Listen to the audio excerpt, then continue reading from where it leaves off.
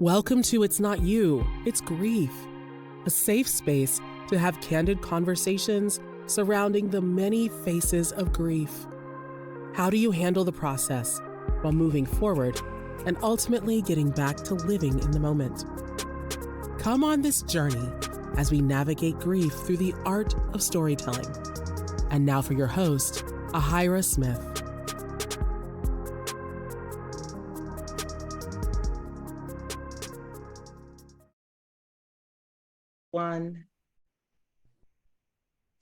Hey everybody, what's going on? What is going on? Guess what, ladies and gentlemen? We are at episode 14, is it? Yeah, episode 14 for It's Not You, It's Grief podcast. I am so happy that you guys are still with me. I have another special guest on my show here. This is a woman I have known for, what is it, about 15 years? Yes. No, it's been longer. No. I think it's been longer than that, like maybe almost 20. 2012? 12? No, we knew before 2012. It was 2010. 10. It was 2000. No, it was 2009. See, when we met in San Antonio. So 2009. So if you do that, carry the one. It's been a long time, y'all. Okay, it's been a long time. We've known each other for a long time, and as you can tell, how we speak with each other, we're more like family, cousin, sisters. But I am just so honored to have her here on this podcast. It is a blessing. For those of you who do not know me, allow me to introduce myself to you. My name is Ahira Smith. I am the grief mending coach from Grief to Life Coaching Business. I have started this podcast to help people navigate their own journey regarding grief, to help them get back to healing and living in the present moment. So that is the whole purpose of this podcast. And tonight, my special guest is Miss Marti Baker of Savannah, Georgia. And she has a resume that can go on for decades. And I'm not going to do all that, but I will give you just the quick facts of it all. So this is a lovely young woman in her 40s. Don't need to know about where in the 40s, but she's in her 40s. And she happened to get her bachelor's and master's degree from Armstrong Atlantic University. Mm-hmm. And she happens to have one son, one adult son. Let me be clear about that. He grown. And she just recently completed her coursework for her doctoral degree program in higher education leadership. And right now, she currently works as a GED coordinator at a local technical school. Also happens to be a member of Iota Phi Lambda Incorporated, an African-American women's business sorority since 2016. And she is a very, very active member of Temple of Glory Community Church in Savannah, Georgia, where Bishop Matthew Odom serves as pastor. Now, when I say she busy, I mean she busy in that church. They be having her sing all day, every day, all the time. And when she's not singing, she's laughing over there, but you know I'm telling the truth. And when she's not singing, y'all, she happens to be a baker. Yes, my girl can cook. And of all the names for her beautiful cooking, baking business, mm-hmm. It's The Baker's Cake. The Baker's Cake. Marti Baker, Baker's Cake. So Baker's Cake. Baker's Cake, yeah. So ladies and gentlemen, please help me welcome my dear sister friend, my spiritual sister, supporter, longtime friend, past higher education, diva, Miss Marti Baker. Hey. Hey girl, hey. How are you, lovely? I am beautiful. How are you, gorgeous? I'm trying to be like you when I get younger. I need to know to make some of these cakes now. Okay, look. Honey, wait. First of all, before we get to your story, is there any liquor in these cakes? I need to know. Can we? I do make a rum pound cake. Okay, rum pound cake. Now, that's the only thing? Yeah. That's the only thing. So, is this enough rum where you could taste like a little bit of it, or is this the one that's marinated in it where you need to have to double foil it so the liquor don't seep out? I need to know, because that's important. So when it comes out of the oven, liquor goes on it. When it's flipped, liquor goes on it. And then I make a drizzle that is made out of the rum. Okay, and that's a good kind of rum, right? Ain't none of that little. It's good rum. It's the good rum. Okay, so you It's hear a that? good dark rum. Right. So she be taking orders too. So don't let her fool you. She do be taking orders, and she can do the mailing. So, but we'll get back to that in a moment. Absolutely. But nevertheless, though, I'm thankful for you to be on my show here, sis, because we've been through a lot. We've definitely been through a lot on our journeys of grief. We've both have unfortunately dealt with some personal losses as far as our elders is concerned. I know that you had lost your father roughly around the same time. I believe I lost it was either my dad or my mom. So, it might have been in there in between. But there's some other type of losses and grief, I should say, that has impacted your life very much so. And I would love for you to share that story with me and my audience, and give us an inside look on what grief looked like for you during those difficult times. So the floor is yours, my sis. Go ahead. All right. So, always, again, thank you for having me. I appreciate it. It's wonderful seeing you. I don't want to. I have my tissue just in case. Make it seem like I'm Barbara Walters or something. I don't be doing all that, but I'm not judging. But I do appreciate the opportunity to talk about grief beyond, the loss of a parent, loss of a loved one. I've experienced that in 2021. My world was just kind of shook up because in 2020, I had left a very good job with a local university, and following dreams and hopes of, leveling up like we all want to do in the professional world. And the person who told me about the job was someone I considered a friend. And it not even a full year later, less than a year, less than 6 months, I was a full-time employee. I was bumped down to part-time. And I'm like, okay, well, I still have to work. So I didn't know where it was all coming from. Then next thing you know, a few months after that, she pretty much said, I can't afford to keep you on my payroll, when this was a job that was guaranteed until I retired. And I'm like, okay, well, I have an opportunity to go back into case management, social services. I'm good with talking with people. I don't have an issue conversing with people. I don't have an issue teaching people. I'd been teaching GED courses since 2018. So I was ready to bring the program, at another location where I worked. And it just came to a screeching halt when she said, I'm letting you go. And I'm like, where is this coming from? Because I thought I was secure. I thought I was good. Long story shorter than what it should be. I found myself, I know I was in depression. I can't categorize it, describe it, label it as nothing other than depression, because I had lost my livelihood making a pretty decent amount of money, for a single African American woman, own a home. And I'm like, oh my God, how am I going to pay my bills? How am I going to do this? How am I going to blah, blah, blah, blah, blah, you name it. The list goes on and on. So my couch became my couch, literally. It is where I found myself sinking deep in depression.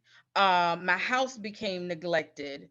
I tried to put the best face forward to keep on going, but it didn't work. Eventually, I found a part-time job going back to teaching GED classes, but it wasn't enough, of course. I still needed to make more money. So I went to the mall and I got a part-time job working there. And I'm like, I'm in my 40s. Why am I hustling so hard like this to make ends meet. So you name all the financial issues that could have gone wrong or happen or occur did. And what made me bring to you or say, I think you should do something beyond the grief of losing a parent or a loved one, because I found myself still and still do find myself talking about what happened 2 years ago. It's still affecting me. And it's a hurtful thing. Someone who's supposed to be a friend, oh, I got you, I got a great job for you, this, that, and the other. Um, for her to say, I don't want you no more. You're not on my budget. And I promise you, since that was the last time I spoke with this woman. Dare not call her name. I want to, but I'm not. But it was just an eye-opening event, and coming out of the grief of losing a job, having to start over, not being able to go back to the job that I left the year before, was just slaps in the face. Doors were not opening. So um it's I'm getting better. I'm getting better at talking about it. And I don't talk about it as much, I notice. But if I was to see her in the streets, it's like the song says, walk on by. Um, Wish them the best. Don't wish anything bad, because I told someone today, I said, my karma card now has a zero balance. Um, all of the dirt I may have done in my past, it's come back on me, and I'm free and clear. You don't have to worry about me doing any wrong, causing any harm. May the Lord watch between me and thee while we're absent one from another. Wow. Yes. So am I still dealing with it? Yes, I am. I'm still trying to financially get myself out of the hole. I'm doing a lot better. Thank God I have a full-time job. Um, I'm still, I'm baking cakes, cinnamon rolls. Cinnamon And rolls. Wait, you yes, didn't say no cinnamon rolls. I just know about better your than cakes. better than Cinnabon, See, honey. you be holding out, but go ahead. Cheesecakes, yes. So the cheesecake is dynamic. Oh dear Lord. All right. Yes. But I will place anyway, my I order digress. afterwards. I will place my order afterwards. Thank you. We're gonna bring it back. We're gonna bring it back. Okay. But that is a hustle that I have found to be therapy. Baking does something for me. When I'm rolling out that dough, I'm taking my frustration and anger out on that dough, and it's a labor, but it's a labor of love. It truly is, because I feel like, okay, here is my accomplished work. I'm okay. So that's where I am. So I'm working full time at Savannah Technical College, where I serve as the HSC coordinator. It's like a lead teacher. So I'm like their supervisor, excuse me. And I do still have a part-time job, and I'm baking cakes. So every day I'm hustling, and I will be just fine. As you were, first, thank you for being so open about that, because as you said, you don't talk about this as much, period, and the fact that you were very transparent in letting us know that you're still dealing with it. That's real. Some people be like, I'm over, I'm good. I got everything else going on in my life right now, so I ain't got time to waste. But you openly admit, when I'm still dealing with it. I got a couple of questions from what you were sharing. So you said, so from the time that you started the job, and you said you were only there, for 6 months? And then that's when they told you from full-time to part-time? Yes. So I started working there in August, because it was during the pandemic, the start of the pandemic, the George Floyd. So where I was, it was a predominantly white higher ed institution. And as an African American woman, it's like I felt just kind of isolated, you know. Granted, I did have the coworkers who were like, "Hey, you know, you good." I'm not going to say it's that they weren't supportive. I'm not, they were definitely supportive. I had many office mates that were like, wow, you know, just in shock that as I was. But to me, the tension felt thick, or the air felt thick. So I said, you know, it's time for me to bow out. And the opportunity came. So that was in August of 2020. So August of 2020. Wow. So yes, August of 2020. So by March of 2021, she had bumped me from being a full-time employee, benefits, everything, to being part-time. That means I lost my benefits. And my commute was an hour away. Each way? Yes. Going and coming, an hour. Yes. So I'm on the road 2.5, depending on traffic, hours a day to get home. And not to mention, Highway 95 is a dangerous corridor. So it's always an accident. You never know when you're going to get stopped by something. So there was that.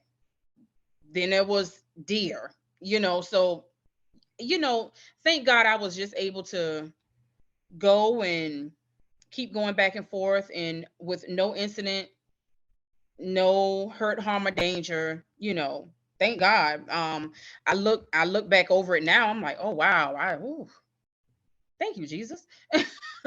So but yeah, so that was August, September, 7 months. 7 months she had bumped, within 7 months she bumped me from being a full-time employee to a part-time employee. So March I was part-time. She then decided to, in June of 2021, to tell me my budget can no longer afford your salary. So today, or whatever it was in June, is your last day for me to continue to get paid until August. Right. Wait, Yes. wait a minute. Wait. She told you the day of that Yes. this is the last time you're gonna be able to get paid. No, she said this is the last day of your employment, but she paid me until August. But she paid you at a part-time status, correct? Right.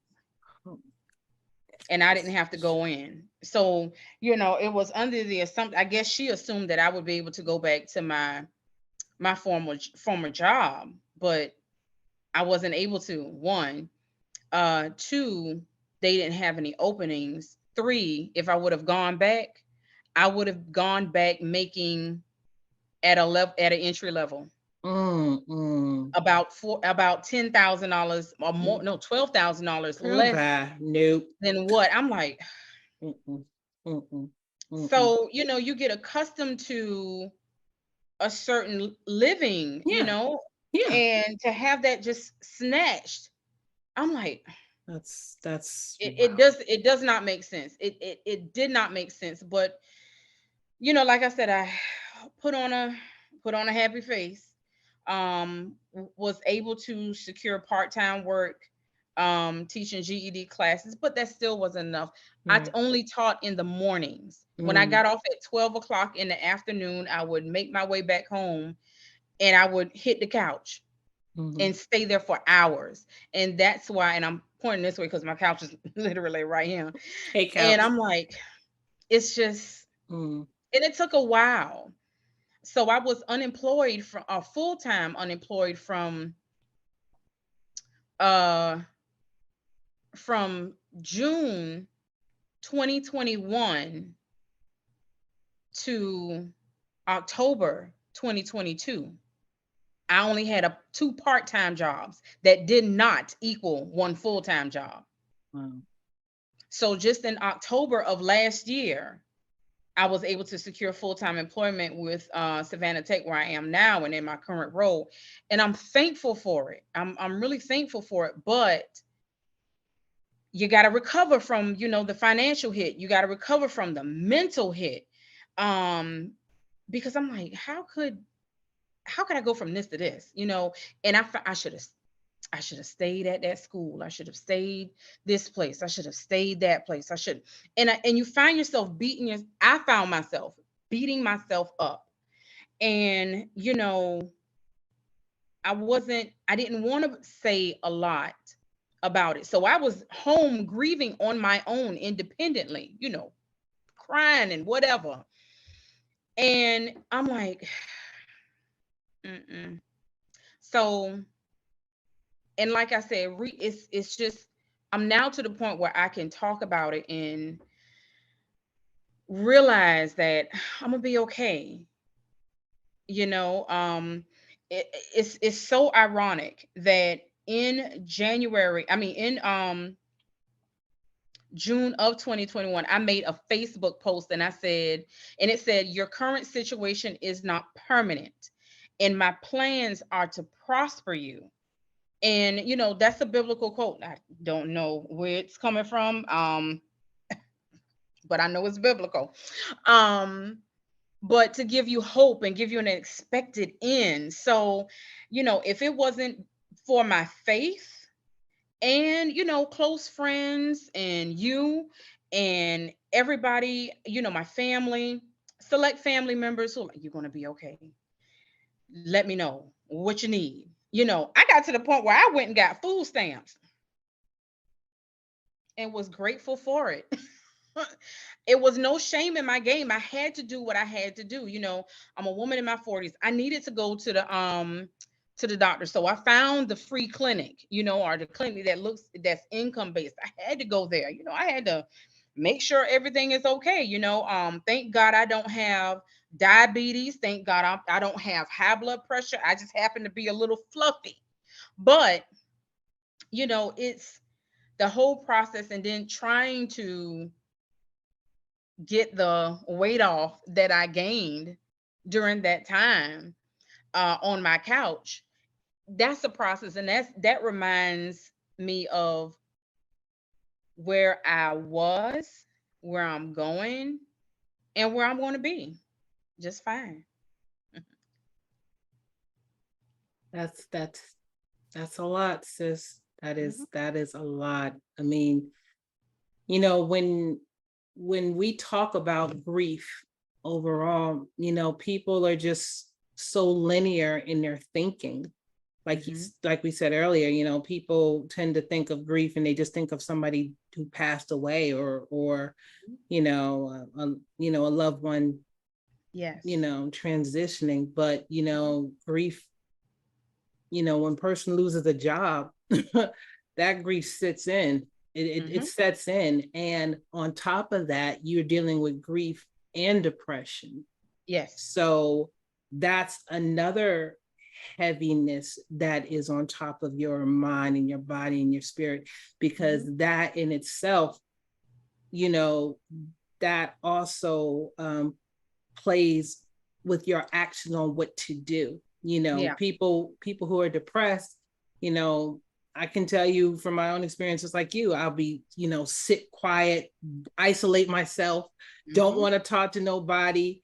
The less people know, the better.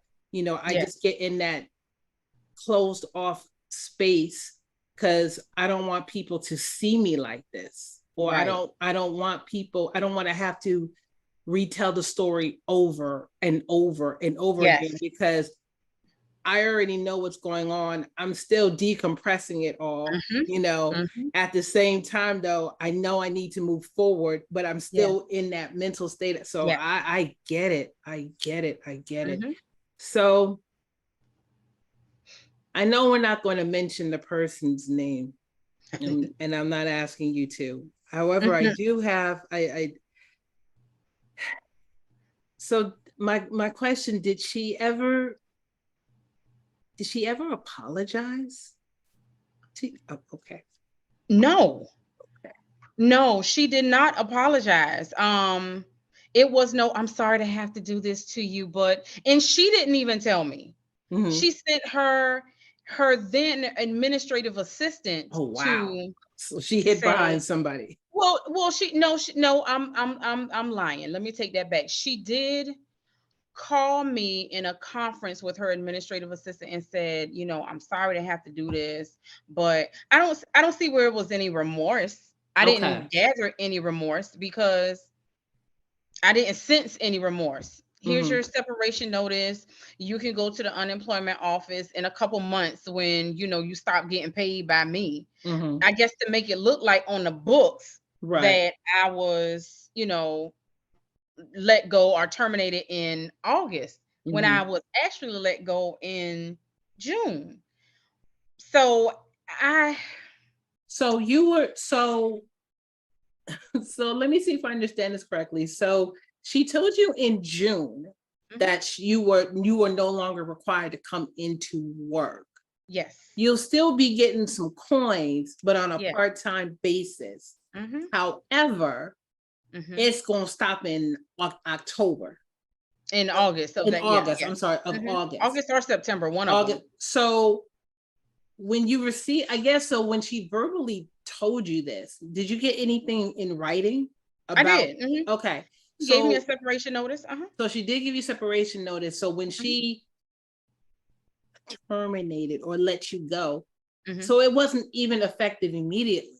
It was like, it wasn't effective in terms of, okay, you know what I mean? On paper, it was effective pretty much in August or September. Okay, so in paper it said August, but verbally she was like, "You ain't got to come back here no more. We're just gonna give you some change and be done." Stuff out, leave. Wow. Yep. Yeah, but like I said, I just hope and pray wherever she is, she has a clear conscience. I wish no ill will on her or anybody, who has I know done me wrong. Right. But at the same time, Godspeed. I am now for that trauma. Like I said, if I was to see her in the street, walk on by, because I have nothing for her. I don't have anything, and I feel that it might be a trigger for me to be like, you know what, I remember when, but I'm good. I'm gonna be all right. So I guess I assume that she's fine. And it's so ironic that when I left and I ran into one young lady I knew who worked at the same organization. She said, no, she got rid of me in 2 weeks. And this was somebody who we thought, we were cool with and everything. But so they got rid of her 2 weeks within her 2-week frame, or when she worked, this young lady I know, when she worked there like some time ago, and she was like, "Oh, you survived longer than I did." But she said, "Look at it this way. At least here, I always tell people this, and this wasn't her. I tell people this: if you know where your players are, you know how to play their game." Absolutely.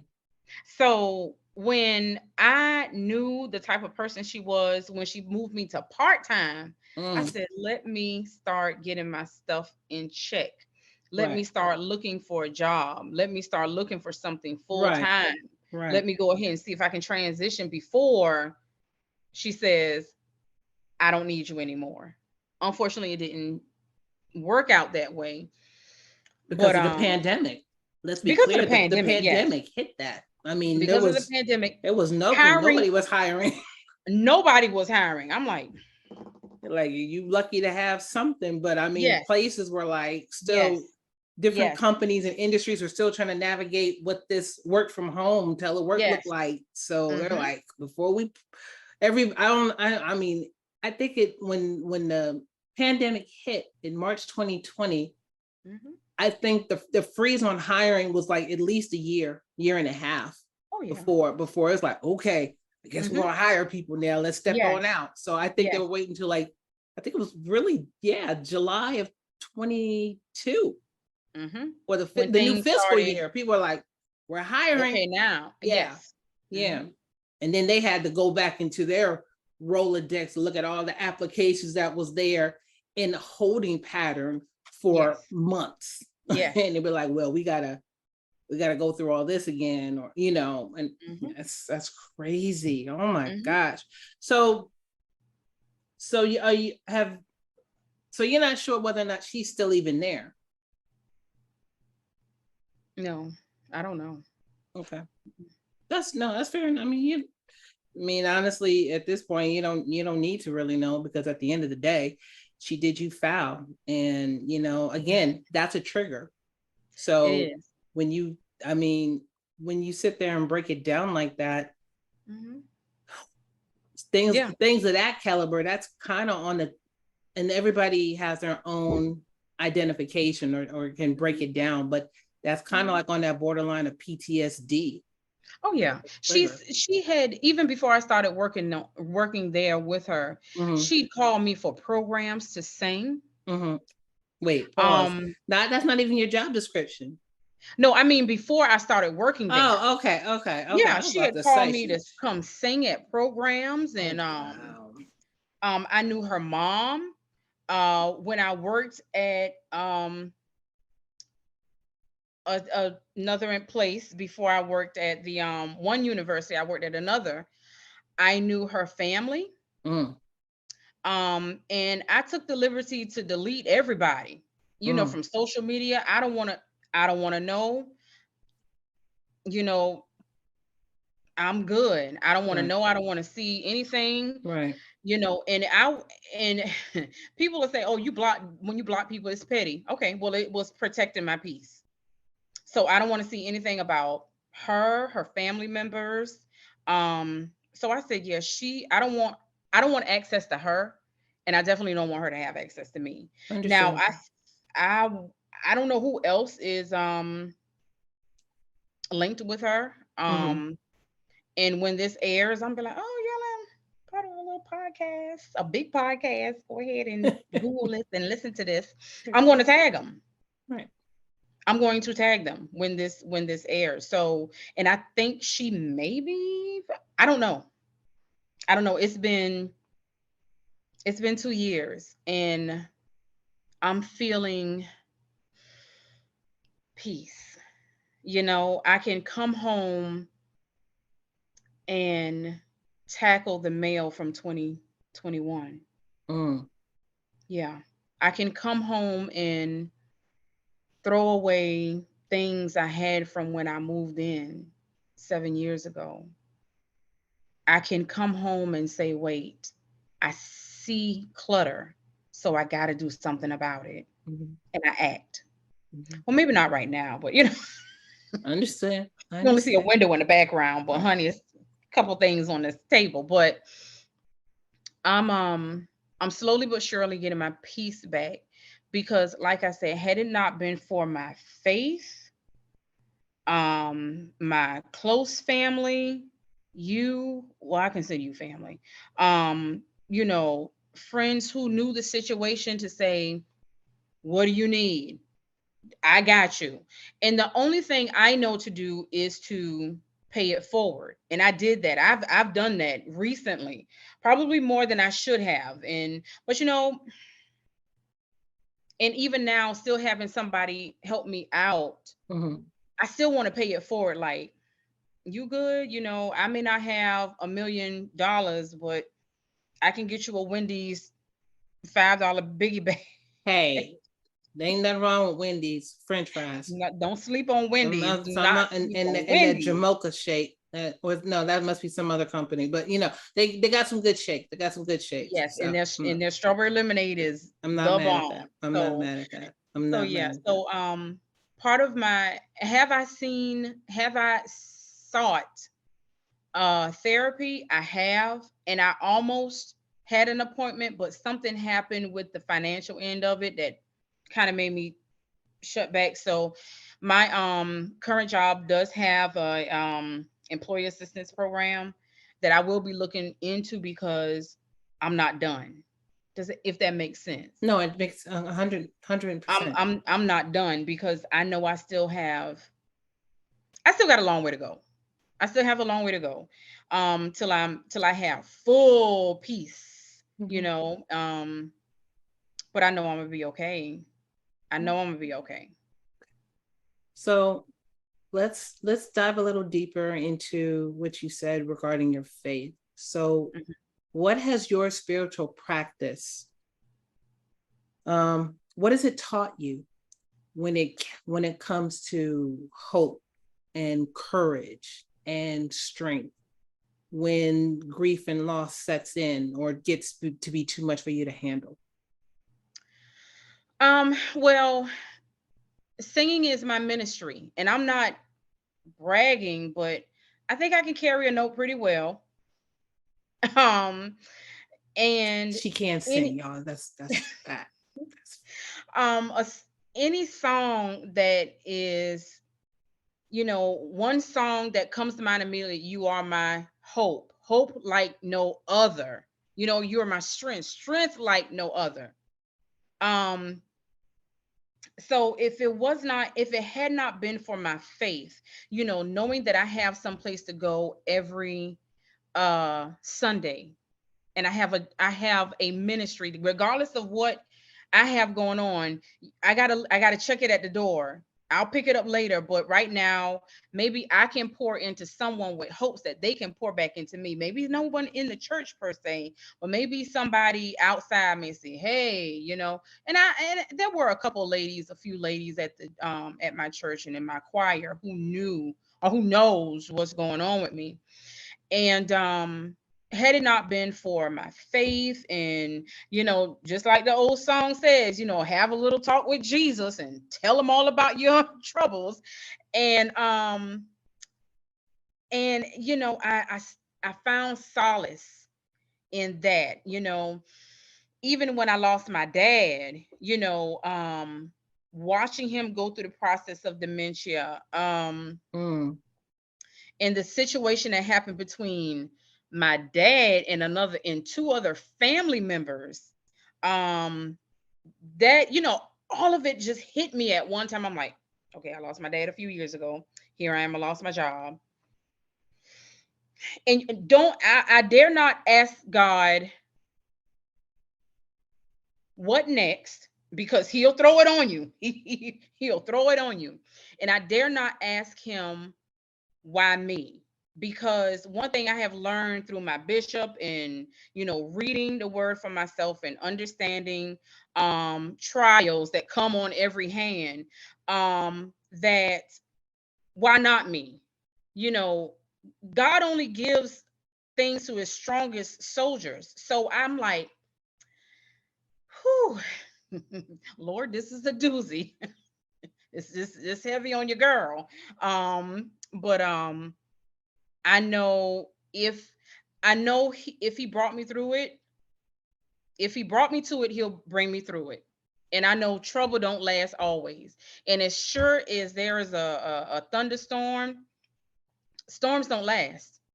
Eventually the sun is going to have to shine. If eventually the clouds are going to have to dissipate, and you're going to see a rainbow, and a rainbow is nothing but a symbol of hope. So my hope is built on nothing less. And I'm sorry if I'm quoting all these songs, but that's what's coming to me. Then my faith, knowing who God the Father is, knowing his son Jesus, knowing the Holy Spirit, because he said, even in your grieving, he said he will send you a comforter.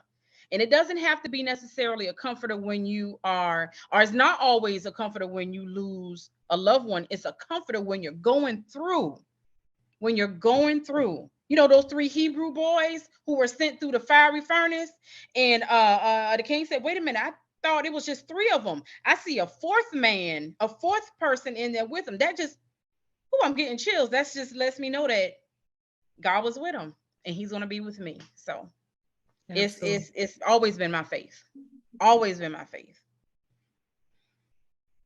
Powerful, sis. Powerful. You sharing your story, but you are sharing much more than that. You're sharing that of a testimony. And that's just my belief, regardless of people's current spiritual practice. A story of this caliber is a testimonial, regardless of how you refer to God, the universe, supreme one. It's still a testimony. Right, absolutely. Because everything that we are going through is just that, of a test. So yeah, and am I a saint? No. Am I perfect? I still have a lot of flaws, baby. a lot of flaws. We all do, though, sis. We all do. I mean, ain't none of us perfect. Yes, I mean, come on. But I think once we reach a certain age, we just get to that point. I ain't gotta fake it for nobody. I'm done. I'm tired. Fake it. I can't fake it. There's too much gray hair to tell otherwise. No matter how much I diet, it's still real. It's still underneath it. So I get that. I do. Yeah. What have you learned about yourself regarding grief and loss? I've learned that I'm stronger than I think. Okay. I learned that I don't give myself credit for what I'm capable of. And I don't like to do it because I don't want to be the one to toot my own horn. How Eartha Kitt said in Boomerang, you should let somebody toot it for you. That's Eartha. I'm sorry. That just came to mind. So I don't. I learned I've got to be content in everything that I'm going through. That it's, my mom always says it is what it is, and she's right. It is what it is, but it's also, it is what you make it.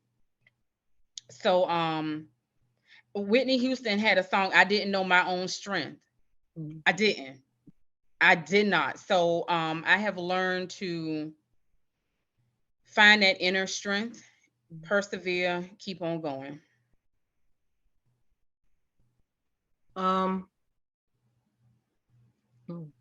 Okay, I'm about to flip it on you for a second. Okay. Looking back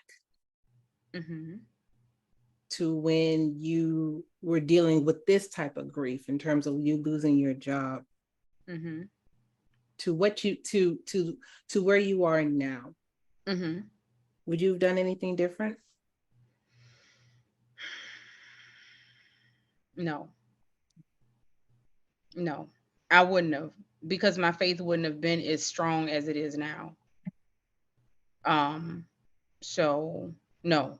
The trials, that we face in life, the many trials that we, especially as an African American woman in 2023, are great. And I can't think of the artist's name, but it's a song, and it's a guy, and it's a beautiful song. God has a funny way of showing us lessons. And with everything that has happened, it's been a lesson. So I wouldn't take anything back. Would I have maybe maneuvered around things differently? Yes. But if I could have gone back and said, wait a minute, don't take that job. Hold on, do your research. Find if you know somebody who worked there, or blah, blah, blah, blah, blah, whatever the case may be. I wouldn't have learned the lessons that I have now. I wouldn't have been able to find that inner strength. So no, I don't think I would have done anything differently. The mistakes that I have made, and that's with life, the mistakes that I have made in the past, I would not have changed anything, because there was always a lesson to learn. So no. How important is it, or was it, to have a strong support system? Very important, because I couldn't do it by myself. And if I would have done it by myself, I would still be on the couch. I would have not thought about saying, Hira, you should do a podcast on this. I think this is a great idea. No. So having a strong support system is so crucial, because my support was my therapy. At the time I couldn't afford therapy. I wasn't getting any insurance. So I had to find that, one or two people or three people who would listen and be like, you okay? No, let me tell you what's going on. So no, it's having a strong support system when you're going through grief is important, because you need to have someone in your life who has had a similar, if not the same experience, to tell you, I promise you're going to be okay. I know you can't see it right now. I know it looks dim and dark and dreary. I know, but you will. So the same thing that I had to learn myself, I had people pouring into me, which is why, when I recently talked to someone who lost lost a lot of things, and I had to say, I hate to say this, but you're going to be okay. You're not the first person to experience this. I know it's hard right now, and I know you don't want to hear this. And I got a lot of flack for saying it, but I was trying to come from a good place. I was trying to be that support. But it made me learn that, okay, maybe I shouldn't have approached it that way, because there was an ego, I guess, thing going on. But that itself was a lesson. So just yeah, did I answer your question? I don't know. I feel like you did. No, you did. You just okay, cool. You just reiterate the fact that a strong support system is crucial. It is when it comes to very low points, especially when you're in that mindset with grief and loss. And like you said, you're not asking the question, why me, but like, dang it, what else you got? Right. That's the thing, because you're like, I didn't mean to say yes. I take it back, but it's like already in the universe. We're like, oh, it's traveling up there. Like, oh, she asked, huh? This is what we got. Like, hold on, let me bring that back. What's behind curtain number 4? Exactly. So I totally get it. What?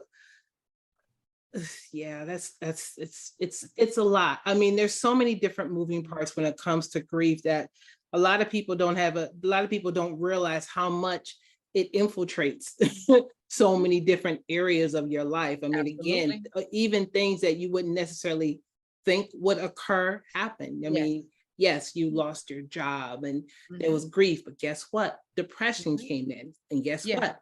You had you were on that borderline of having PTSD. I mean, I know people who couldn't sleep, whose eating habits were all out of whack, who might have been breaking out in hives because they their anxiety was up, or they're on multiple medications because they just fearful and nervous. And so I it's deeper than just somebody having a disappointing moment. Yes. Or even a disappointing break. It's bigger than that. I mean, it puts everything into question in terms of your sanity, in terms of your mental, emotional stability, your physical, even your social. Because again, you be like, I don't want people to see me. Because you just don't. Yes. Because everybody, one of the lessons that I've learned is that everybody who prays for you don't really pray for you. You got people who pray for you, and then you got people who prey on you. Yeah. 2 different things. And there's a difference. There is a huge difference. And people got to be able to discern and know the difference between that, because there are a lot of people who are like, oh, Marti, I'm so sorry to hear that. If you need anything, girl, go ahead and, just let me know. Meanwhile, like that N-word, that's what she get for being. Exactly. Or oh, Hira, I'm so sorry about this happening to you. You're in my prayers, and be like, that's what I'm be exactly. Like, okay.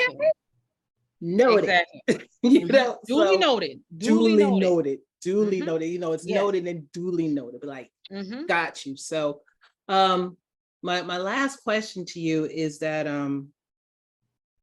what advice would you give to someone who might have lost a job, or who lost a job, and that also might have involved losing a part of who they were, because they might have been so tied into that job for a number of years, or all the things that they've done.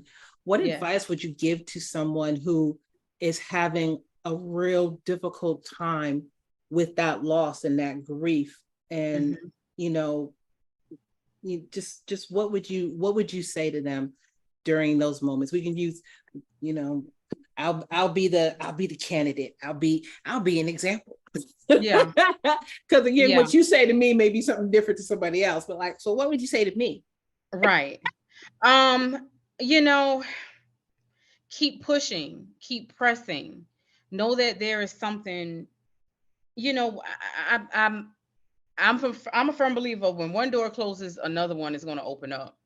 Rely on your faith, rely on your support team. When people call you, it's okay to say, you know what, today I don't feel like talking, but give me a call and check on me tomorrow. Keep communication going, because you don't want to end up on the couch. And I'm pointing again, this is where the couch was. It's hard to get out of where you are, but you rely on your friends, rely on the people who are genuinely concerned about you. And if they're calling you saying, well, have you seen this? Have you applied for this? Have you done this? Have you done that? You may not want to hear it, but hear it. It's hard. It's not easy, but you're gonna be okay. You're gonna be fine. It's gonna take a while to recover, but you're gonna be fine. He's not gonna leave you in the desert, in the wilderness forever. Eventually you're gonna find a nice tent, a palm tree, and a big old bucket of water. You're gonna be fine. You're gonna be fine. You really are. And you're gonna be like, oh wow, this is where this was. This is okay. And here we are. So you gotta excuse me. I have a fly in my house. I'm about to get them in a minute. But yeah. What come from with the fly? I know he's whizzing around me. I'm like, he's passing by me like a Luther song. I thought you were in the moment of your thing. And I'm like, oh, okay, go girl. But you're like this. I did this a couple times because I'm like, how Luther was on it. Nah. He just whizzed by me again. Like, she is really feeling this advice here. And I'm like, there's a fly. And I'm like, wait, what? So if I start fanning, I'm fanning for two reasons. I'm fanning because I'm in my 40s, and I'm fanning because of the fly. So I'm sorry. I'm so sorry. Yeah, we're done. But it's okay. We're ending it on a good note. kind of break things up a little bit. We need to end on a good note. But yeah, keep pushing. It's gonna work in your favor. It's gonna work. It is gonna work. You can't see it. It's and don't give up. You got to believe that it's right there. It's yours. Ask, and he'll oh, you be like, oh, you know what, God, you the man, you like, you did that, sir. My boy, you did that. Yes, you held me down. You like, oh. You held me down. I was down bad, but you held me down. So it's rely on your faith. Please rely on your faith. Rely on,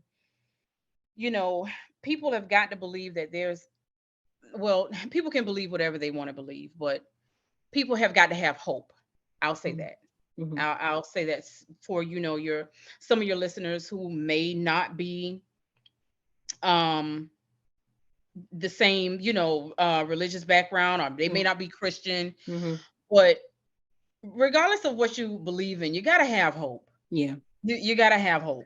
I mean, obviously hope is universal. And I just know for me personally, with my own areas of grief that I've been working through, you know, I know for me, my spiritual practice has definitely shifted without question. And I think that's just expected, because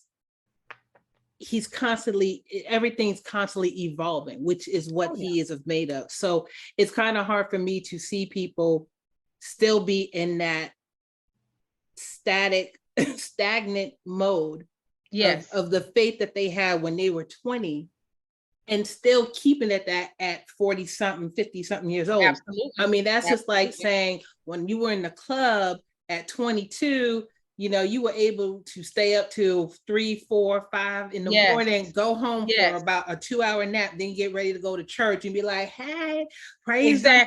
And that was at 22. Here we are, 48. Be like, man, you can't do that no more. It's 7 o'clock at night. Look, I'm going to be on Netflix on the couch, and I'll see you at. I'll meet you at church. I'll be in deep couch city. Right. I'll be deep in with the couch. My homeboy couch got me. He got me. So we just can't keep that same mindset. Absolutely. I mean, I know that there's always that saying like, oh, you're young at heart. And I'm like, that you definitely want to continue to keep that, but we live in real time here. You know, when our bones be aching, we know rain's coming, you know. Yes, ma'am. You know, we used to laugh. Right. We used to laugh at our elders when it came to like, oh, they singing those old Negro spirituals, be like, or they still work. There was a reason why. So now it's like we're like, they still work. Old Man River, you know. Exactly. Exactly. Just, you know, so, but from me to you, sis, I am so thankful that God introduced us way back when, because it was truly nothing but divine intervention. And the fact that we are still close to each other all these years. And I'll tell people, look, I can probably count on one hand how many times we've seen each other in person, and we're this tight. Yes. So that just lets you know, I don't have to see you every day. I can't be like some other generations. I'm not going to mention anyone in particular, has a Z at the end, but I don't need to FaceTime my girl. I don't need to FaceTime my girl every waking moment to see her and connect with her. I can just call her or text her and we're fine. Again, less than 5 times that we've seen each other in person. And we are this tight. So that you talk about people supporting one another through the ups and downs and sideways and diagonals. It is essential on our journey through it all, you know. So I just think it's important to give you flowers. Is that the couch? Hey, couch. Yes, that's the couch. I'm sorry. I'm traveling for a little while. You got to excuse me, but I'm going to go back. I'm going to go back. Are you letting the fly out? I don't know what you. The fly is about to. The fly is about to just be gone, honey. He is. But I'm. So when your people see this, they're gonna be like, "Is she moving? She's moving." You know, but you know, but you know what though? We give honor, and we honor the grief that's about to happen on that fly. So sorry, peace out. So you shouldn't know where you're wanted. Exactly. Know where you're needed. There is a difference. There is a difference. But as I was saying before, sis, I appreciate you coming on my podcast to share your story, share your testimony and your ministry on how much grief, how grief shapes people in other areas of their life. You know, I think it's very important that we continue to have these conversations out in the open, because again, the times where we feel very lonely, Lord knows there are those times when you're in the midst of grief. It does not necessarily mean that you are alone.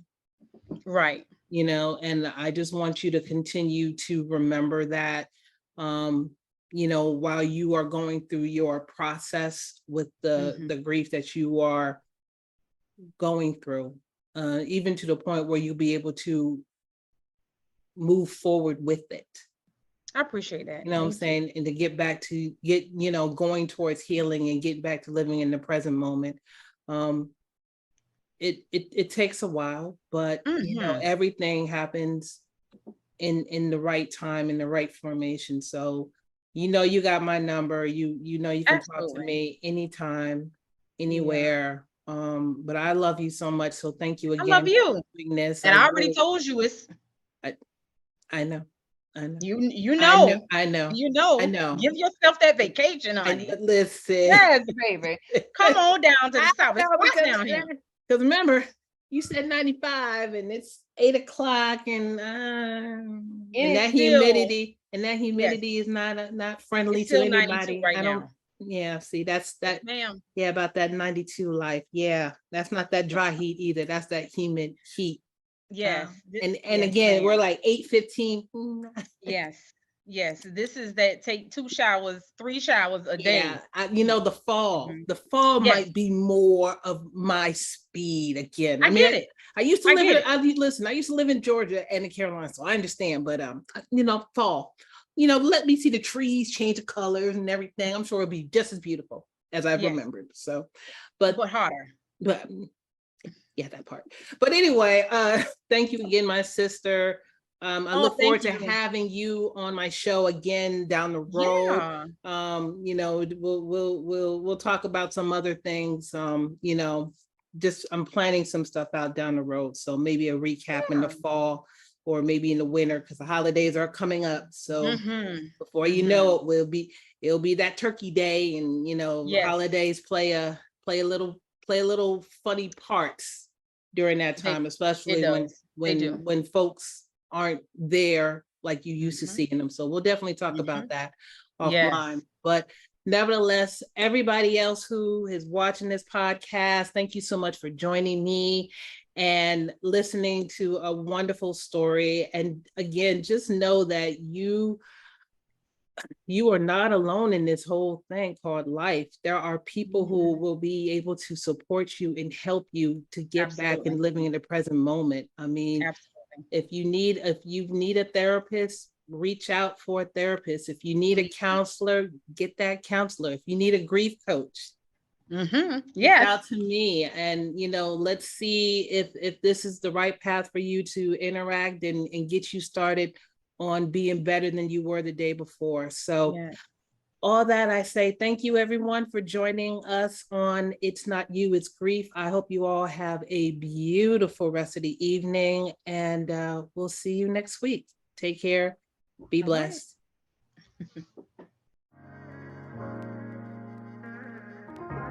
Thank you for listening, being intentional, and sharing this moment with us. We at It's Not You, It's Grief deeply understand the many facets of grieving, and we want to make sure we can be here for you. Again, thank you for listening, and tune in again wherever you subscribe to podcasts. We look forward to seeing you next time. Be well.